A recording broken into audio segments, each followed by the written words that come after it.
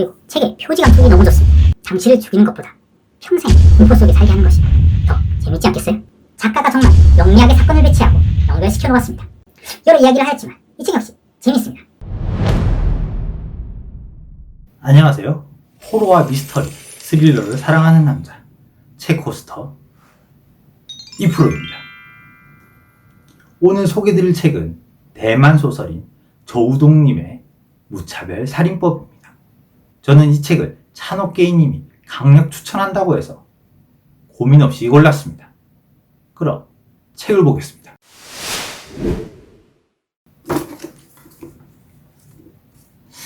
책은 약 470페이지 정도입니다. 글자 크기는 보통보다 약간 작습니다. 완독까지 8에서 9시간 정도 걸릴 것으로 생각됩니다. 그리고 책의 표지 감촉이 너무 좋습니다.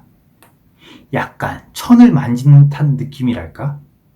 책을 읽는 내내 좋은 느낌으로 읽을 수 있습니다.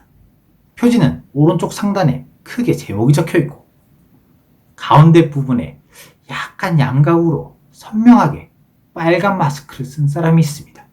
다른 사람들은 희미하게 표시한 것이 뭔가 난 너희와 다르다 를 말하는 것 같습니다. 뒷면에는 강렬한 문구가 있습니다.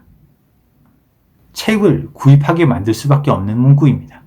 당신을 죽이는 것보다 평생 공포 속에 살게 하는 것이 더 재밌지 않겠어요? 사용을 내려줘. 띠지는 3가지 색으로 심플하게 만들어져 있습니다. 빨간색으로 표시된 글의 폰트는 굉장히 특이합니다. 책에는 2명의 주인공이 등장합니다. 변호사인 윈즈와 경찰인 다이와입니다. 변호사 윈즈는 아내를 잃고 변호사 사무실을 근근히 이끌어가고 있는 인물입니다. 다이와는 강하지만 어딘가 여린 면이 있는 감성적인 형사입니다. 이들은 서로 오랫동안 알고 지낸 사람들입니다. 주변 인물로는 살인사건의 범인 천원칭, 심리상담가인 중환칭, 윈즈의 비서인 야란 등이 주요 인물입니다. 일단 이 책은 재미있습니다. 끊임없이 우리에게 새로운 사건을 던지고 그 사건을 꼬아놓으며 서로의 이야기들을 놀랍게 연관시킵니다. 우리를 지루할 틈이 없게 만듭니다. 또한 우리 주위에서 얼마든지 일어날 수 있는 묻지마 범죄가 주된 소재입니다. 사건은 굉장히 마음을 아프게 하며 한편으로는 두렵게 만들고 우리에게 많은 것을 생각하게 만듭니다. 전형적인 사회파 미스터리 소설의 구조를 따르지만 작가가 정말 영리하게 사건을 배치하고 연결시켜 놓았습니다. 오락실에서 발생한 사건으로 다이와가 현장에 출동합니다. 화장실에는 한 아이가 난도질 당해 죽어 있고 바닥과 벽은 온통 그 아이의 피로 덮여 있습니다. 죽은 아이는 윈위 외로 5학년이며 집이 아주 가난한 아이였다고 합니다. 그럼 도대체 무슨 이유로 이 아이는 살해당한 것일까요? CCTV 속에 선명하게 범인의 얼굴이 찍혀 있어 범인은 생각보다 쉽게 찾을 수 있었습니다. 경찰은 수사를 시작했고 범인이 한 PC방에 있다는 사실을 알아내었습니다. 범인의 이름은 천원칭. 그를 체포하는 과정은 이상했습니다. 한 아이를 죽인 사람이라고는 생각지도 못할 아무렇지도 않은 모습이었기 때문입니다. 치조 중 그가 한 말은 놀라웠습니다. 그는 그날 그 아이를 처음 보았고 그냥 교도소에 들어가고 싶어 그 아이를 죽였다고 하였습니다. 이 사건은 사회적으로 큰 이슈가 되며 천원칭을 사형시켜야 한다는 여론이 만들어집니다. 아내를 잃고 혼자서 변호사 사무실을 꾸려가던 변호사 윈즈는 더 이상 사무실을 꾸려가기 어려워 사무실 정리를 하려고 하였습니다. 그러던 중 아내를 잃었을 때 자신을 도와준 심리상담가인 중환칭이 자신을 찾아옵니다. 그녀는 자신에게 제안을 했습니다. 얼마 전 묻지마 살인을 벌인 천원칭에 대한 변호를 해달라고 말이죠. 그녀는 그가 사형 판결을 받지 않게 해달라고 합니다. 그를 연구하여 묻지마 살인을 예방할 수 있는 방법을 찾으려고 한다고 합니다. 그리고 그에게 큰 돈을 제안합니다. 윈즈는 고민을 합니다. 왜냐하면 윈즈의 아내 또한 묻지마 살인은 피해자였기 때문입니다.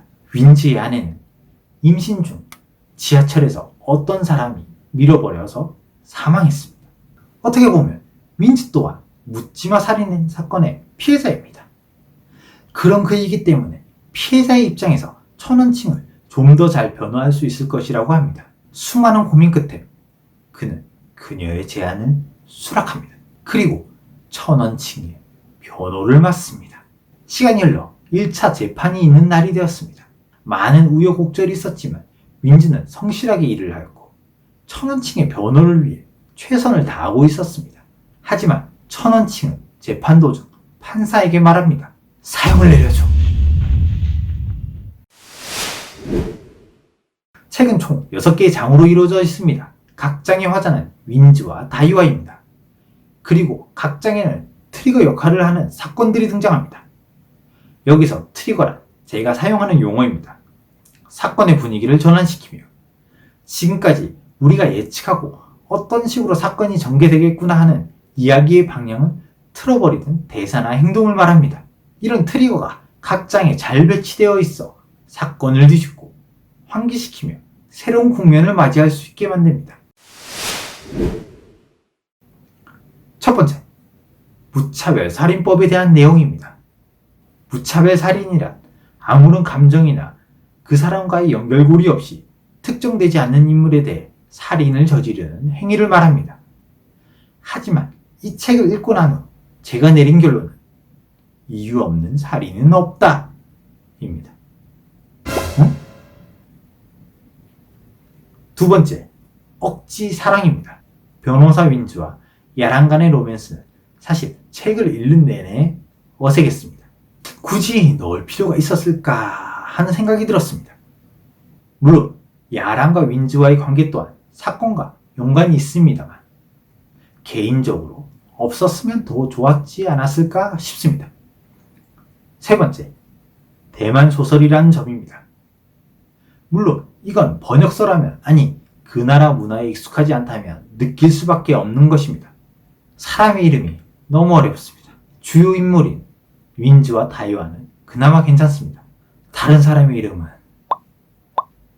정말 어렵습니다. 어려우니 헷갈릴 수밖에 없습니다. 여러 이야기를 하였지만 이 책 역시 재밌습니다.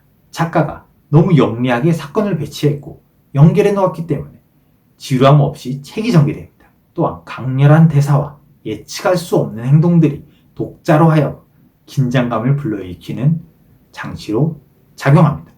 또한 앞에서 언급한 책의 질감이 너무 좋아 기분 좋은 느낌으로 책을 읽으실 수 있습니다. 물론 책의 소재상 불편하게 느끼는 사람도 있을 것입니다. 하지만 사회파 추리소설이라는 특징상 이런 불편함 또한 우리 사회가 무차별 살인에 대해 좀 더 생각하게 만드는 힘을 준다고 생각합니다. 아쉬운 부분들도 있지만 전체적으로 아주 흥미로운 소설이었습니다.